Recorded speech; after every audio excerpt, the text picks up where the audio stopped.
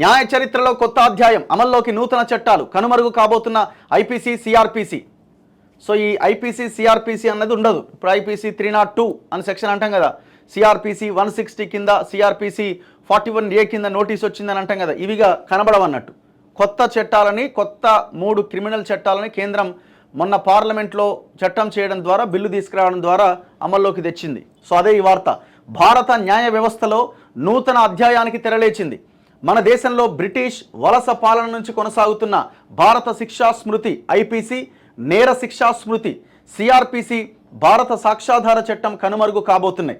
వాటి స్థానంలో గత ఏడాది పార్లమెంట్ ఆమోదించిన భారతీయ న్యాయ సంహిత బిఎన్ఎస్, భారతీయ నాగరిక్ సురక్షా సంహిత బిఎన్ఎస్ఎస్, భారతీయ సాక్ష్య అధినియం బిఎస్ఏ ఆదివారం అర్ధరాత్రి నుంచి అమల్లోకి వచ్చినాయి. ఇక ఐపీసీ సిఆర్పిసి అన్న పేర్లు మీకు కనబడవు. 0 ఎఫ్ఐఆర్, పోలీస్ స్టేషన్కు వెళ్లకుండానే ఆన్లైన్లో ఫిర్యాదు నమోదు, ఎస్ఎంఎస్ లాంటి ఎలక్ట్రానిక్ మాధ్యమాలతో సమన్ల జారీ లాంటి అత్యాధునిక పద్ధతులు కొత్త చట్టాలతో న్యాయ వ్యవస్థలోకి వచ్చినాయట. ఇది ఎంతవరకు అమలవుతాయి ఏంటి అన్నది చూడాలి. అంటే ఈ 0 ఎఫ్ఐఆర్లు కానీ, ఇప్పుడు కూడా ఉంది 0 ఎఫ్ఐఆర్, అమలవుతుందా? పోలీస్ స్టేషన్కి పోయి ఆడ నెత్తి నోరు మొత్తుకున్నా కూడా పోలీసులు కొన్నిసార్లు ఎఫ్ఐఆర్ నమోదు చేయరు, ఒకవేళ అది పొలిటికల్ ఇన్ఫ్లుయెన్స్ కానీ ఇంకో ఇన్ఫ్లుయెన్స్ కానీ ఉంటే.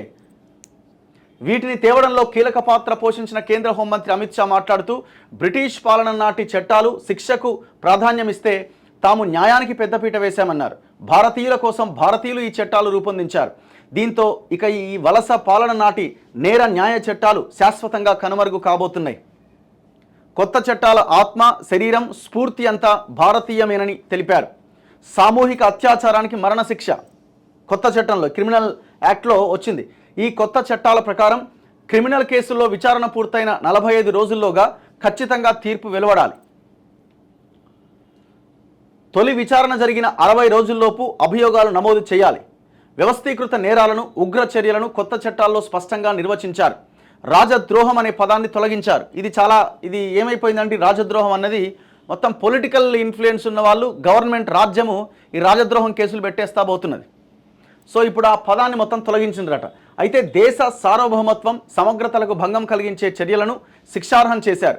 మహిళలు, చిన్నారులపైన జరిగే నేరాల కోసం కొత్త అధ్యాయాన్ని చేర్చారు. కొత్త చట్టాల ప్రకారం చిన్నారులపైన సామూహిక అత్యాచారానికి పాల్పడితే మరణశిక్ష లేదా యావజ్జీవ శిక్ష పడుతుందట.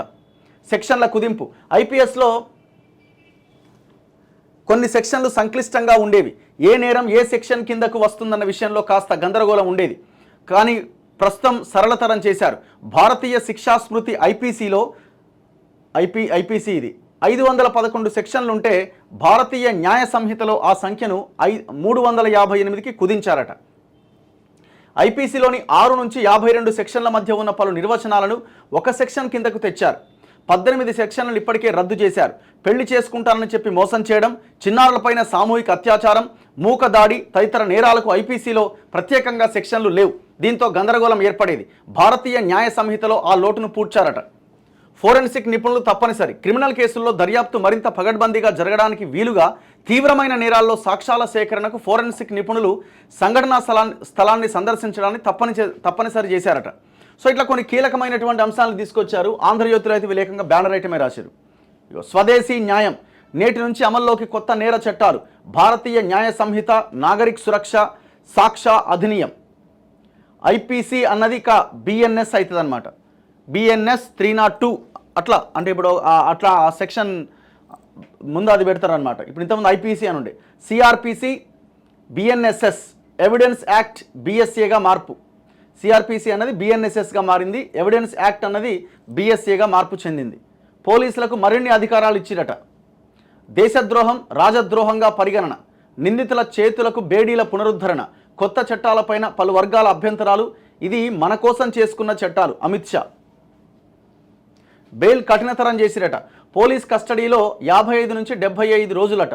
డిజిటల్ ఉపకరణాలు ట్యాంపర్ చేసి సాక్ష్యాధారంగా వాడే ముప్పు. కొత్త చట్టాల్లో వివాద అంశాలు అమలును వాయిదా కోరుతూ సుప్రీంకోర్టులో పిటిషన్ వేసిరట. సో ఇది మరొక విషయం అన్నమాట. కొంతమంది దీని మీద కోర్టు కూడా వెళ్ళిన పరిస్థితి. ఎక్కడుంది ఇది?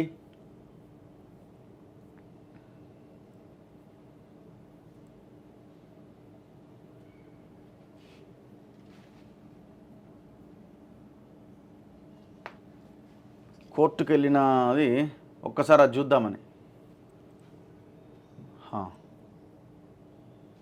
రెండో పేజీలో ఉంది.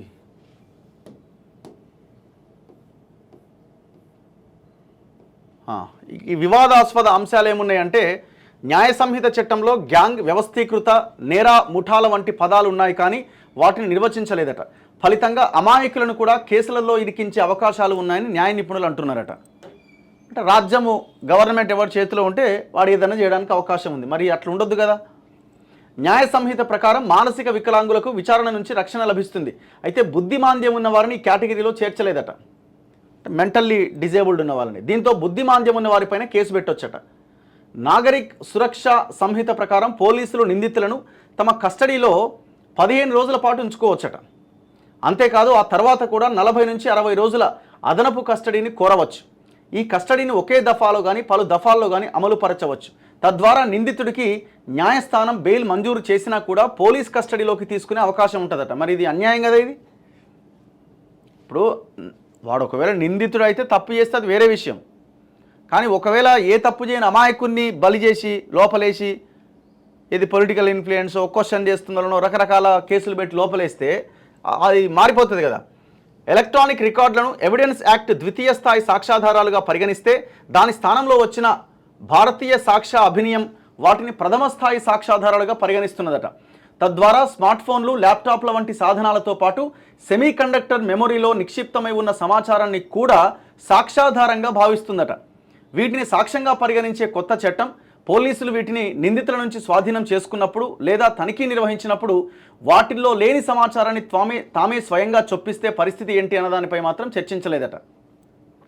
ఇట్లా కొన్ని అభిప్రాయ భేదాలు ఉన్నాయి అండ్ కొన్ని అంశాలు కూడా సరిగ్గా లేవని చెప్తా ఉన్నారు.